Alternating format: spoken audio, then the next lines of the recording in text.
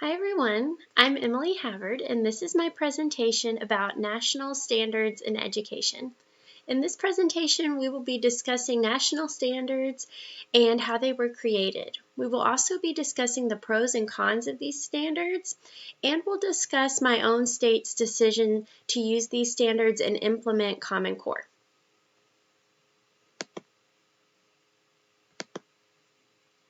So educator Grace Chin says that the national standards were created to give students, parents, and teachers an accurate picture of what students should be learning and to provide accurate benchmarks of student progress throughout their academic career.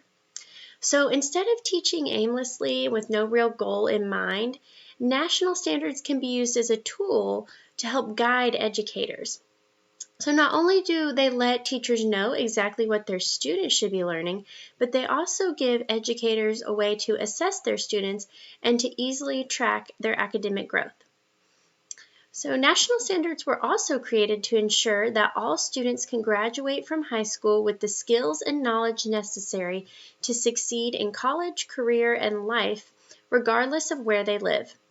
And this can be found on the Common Core's official website.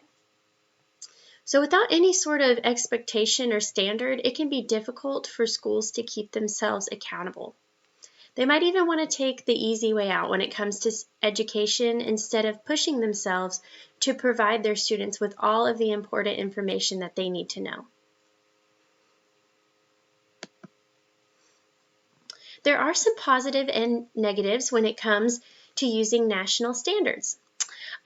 Researcher Nicholas Tampio from Johns Hopkins University Press says that the national standards bring structure and stability.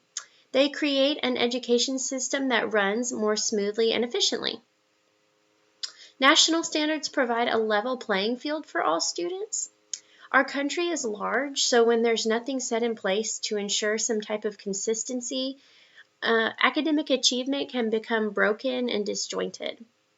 For example, if a child moves from one state to another, they can experience major academic setbacks with no type of common standard has been set in place.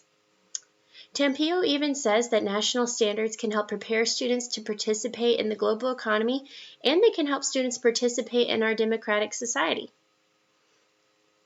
While there are many positives to using national standards, there are many negatives that can result from this practice as well. In the following chapter of Tampio's argument, he shares some of these downfalls. First, the federal government does not have the right to enforce any kind of national standards or curriculum.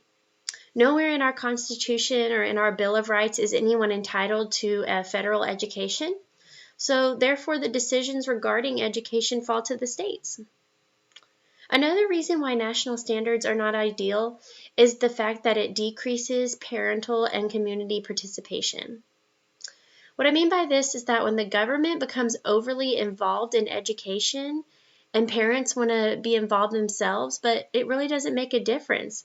When the government is so involved, what the parents do doesn't even matter. And so therefore they lose interest and they become disconnected.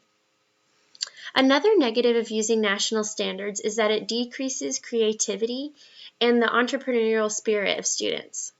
So when students are conditioned to constantly prepare for a standardized test, and it's all about the test and getting a good score on the test, they focus on nothing else and they're not able to explore other interests like business or the arts. This laser focus on meeting the standards also takes educational opportunities away from disadvantaged students. So while students in some high-income neighborhoods might still get to experience extra educational experiences outside of the national standards, students at disadvantaged schools who can only focus on these national standards might not be able to get those same experiences.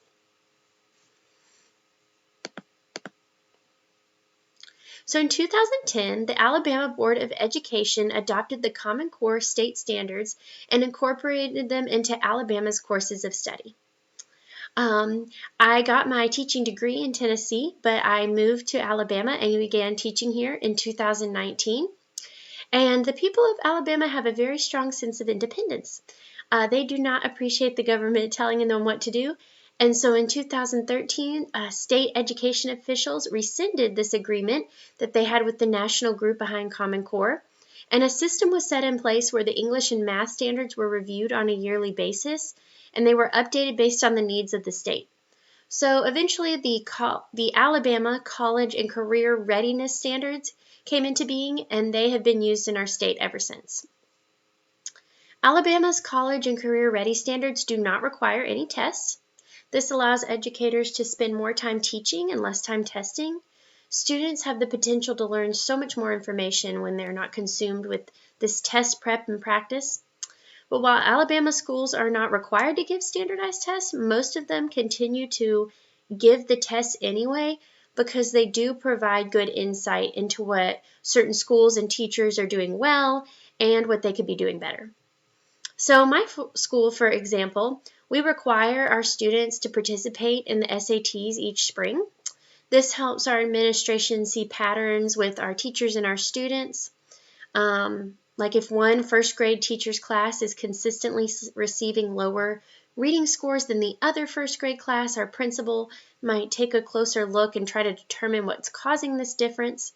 But unlike other states who just religiously adhere to standardized testing and Common Core, an educator in Alabama in a school like mine would rarely lose their job.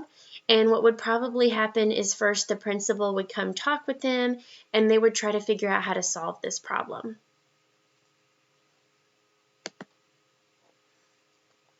While I do believe that standards and accountability are important in education, I do not believe that national standards are the answer. At the beginning of this presentation, we discussed reasons why these standards were created. They were created to give a picture of what students should be learning, to provide a benchmark, and to prepare them for life after they graduate from high school. And these are great goals, but using national standards is not the only way to accomplish this. Actually, if individual states could choose to create their own standards, they could do this exact same thing, probably even in a better way because they know their students more than someone in the national government does. I always say, what does, a curriculum creator or a politician in Washington really know about students in rural Alabama or in an inner city in Texas? And so I think we also have to remember that students learn in so many different ways. We spend so much time talking about how students can be auditory, kinesthetic, visual learners. They might work well in groups. They might work well individually. And so if we have an understanding of that, then we should be asking ourselves, why do we think a blanket set of national standards would work well for so many different students in so many different situations? Here are the references that I used to create this presentation, and thank you for listening.